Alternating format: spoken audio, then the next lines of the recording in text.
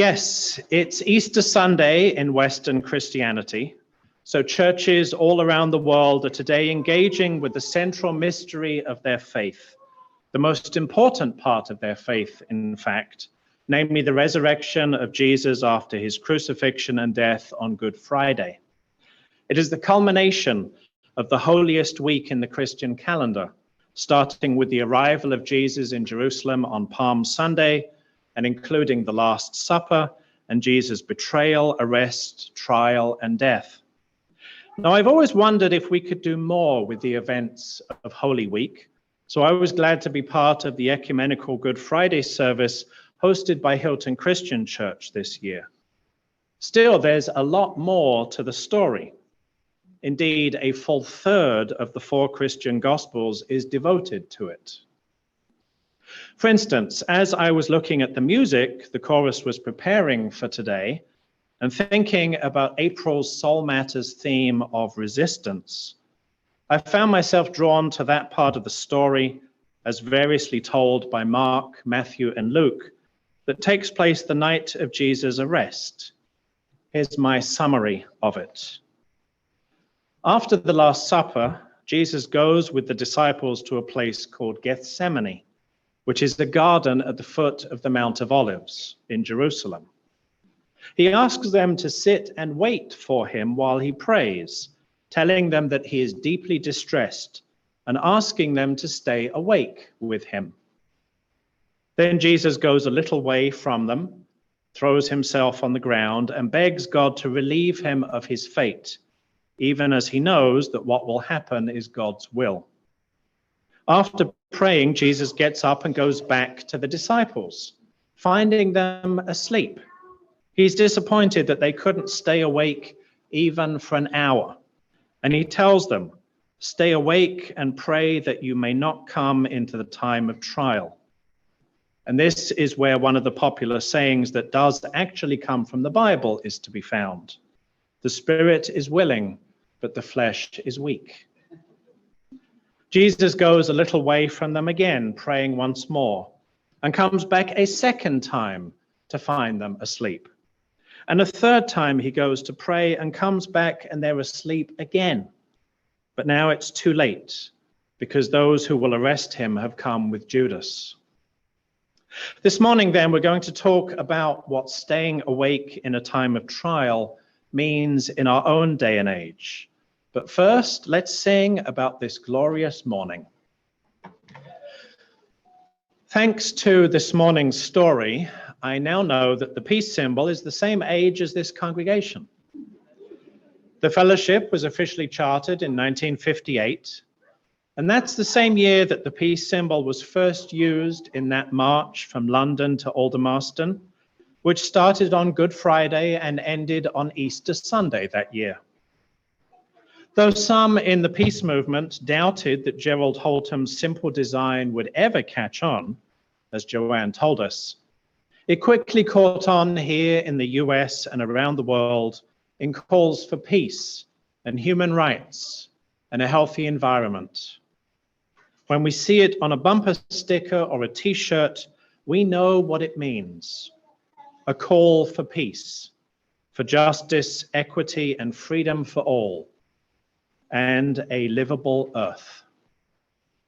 Now, while I'm not so naive as to believe that there has ever been a time when a majority of people, even in recent years, were in agreement that peace, justice, equity, and freedom for all, and a livable earth would all be good to have, they do seem to be politicized like never before.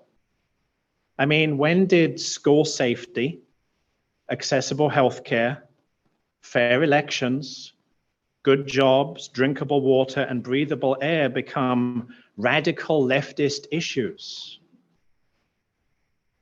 For example, it used to be that Unitarian Universalism included people from all across the political spectrum. But now our principles and our values are almost exclusively identified with the left. And that's not because liberal religion is necessarily aligned with the political left. Rather, it's because the political right has almost completely rejected everything we believe to be true and good. The latest slander in the culture wars is to name something that the complainer doesn't like as woke.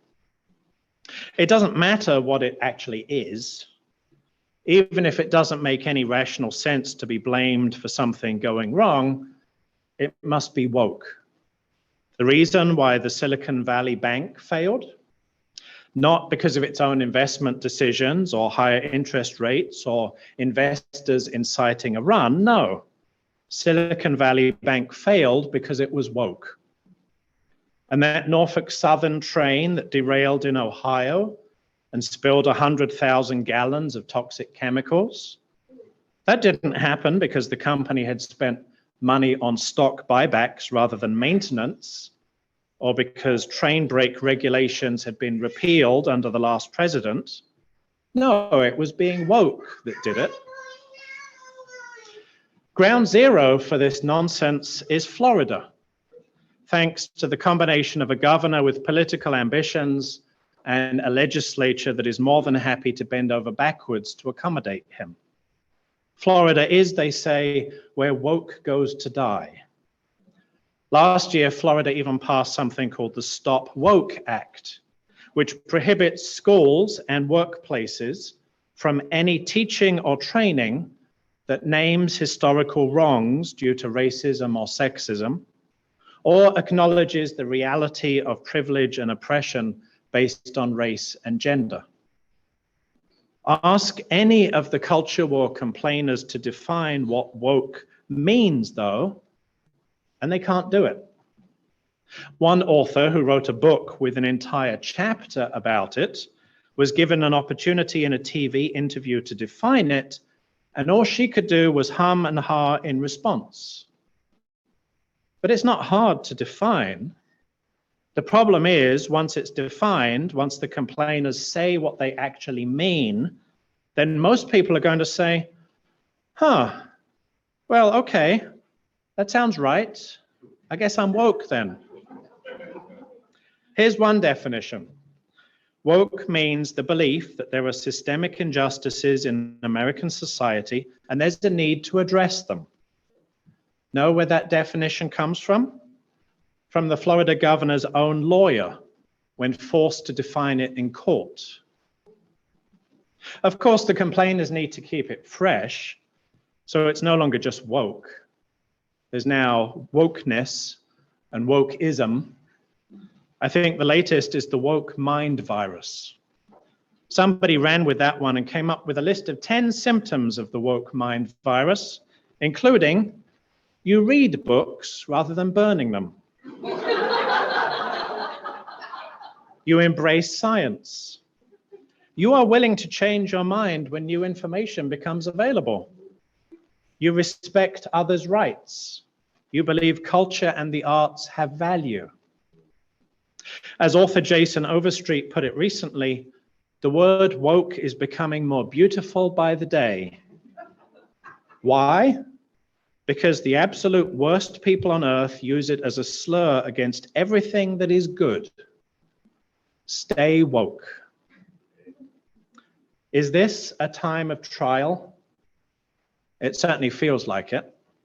It feels like the very soul of our society is on trial to decide whether power and authority should remain limited to wealthy, white, cis, hetero men, or whether we should make the effort to truly be a community with peace, liberty, and justice for all. As Dr. King put it when he addressed the Unitarian Universalist General Assembly in his 1966 Ware lecture, don't sleep through the revolution.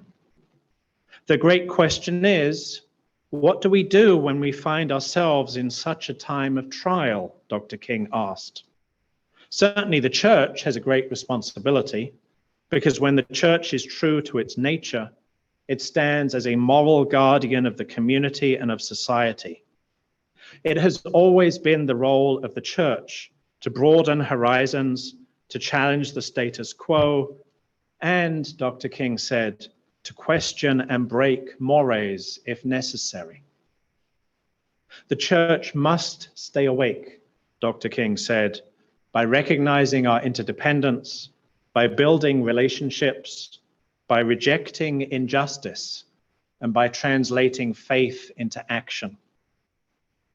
In this time of trial, let's stay woke. Let's stay awake. I'm going to ask you some wondering questions now, and I'll give you a little time after each to reflect. Lynn, please put each question on the screen as I read it.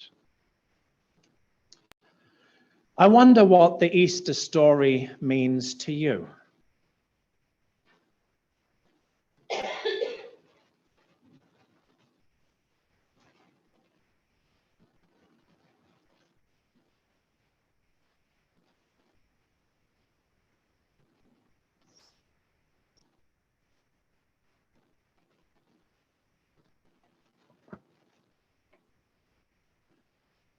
I wonder how you have stayed awake with someone when they were having a difficult time.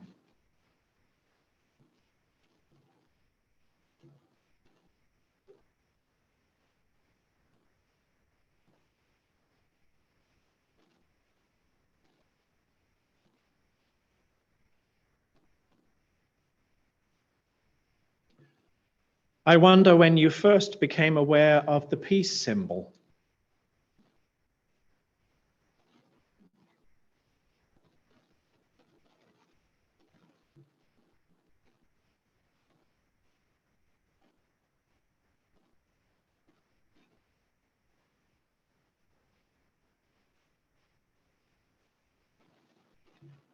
I wonder how you affirm the enduring spirit of our principles and values.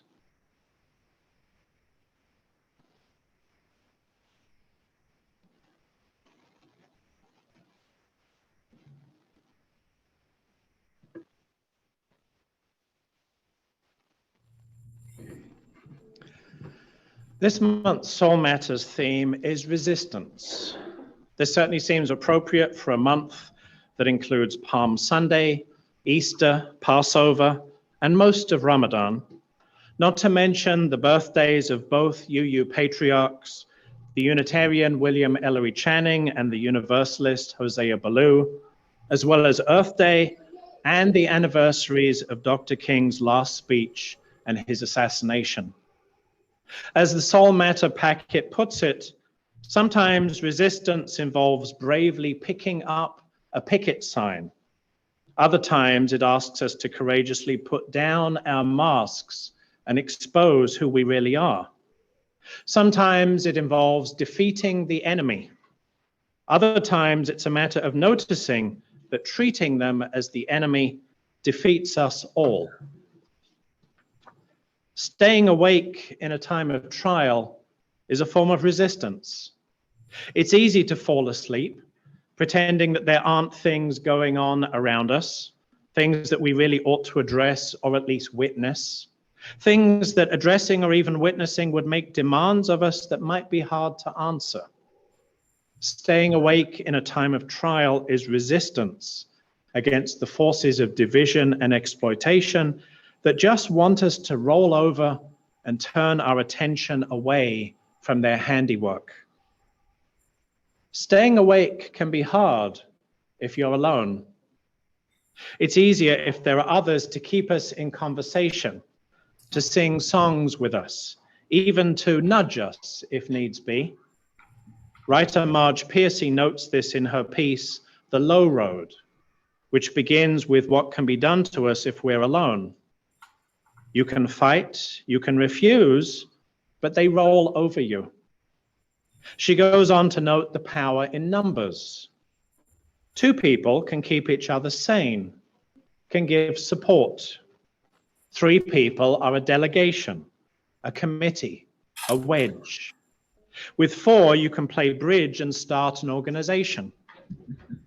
With six, you can rent a whole house, eat pie for dinner with no seconds, and hold a fundraising party.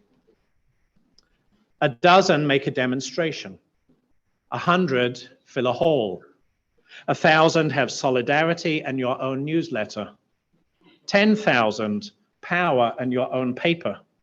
100,000 your own media. And Piercy ends by noting that we were never alone anyway. It goes on one at a time. It starts when you care to act.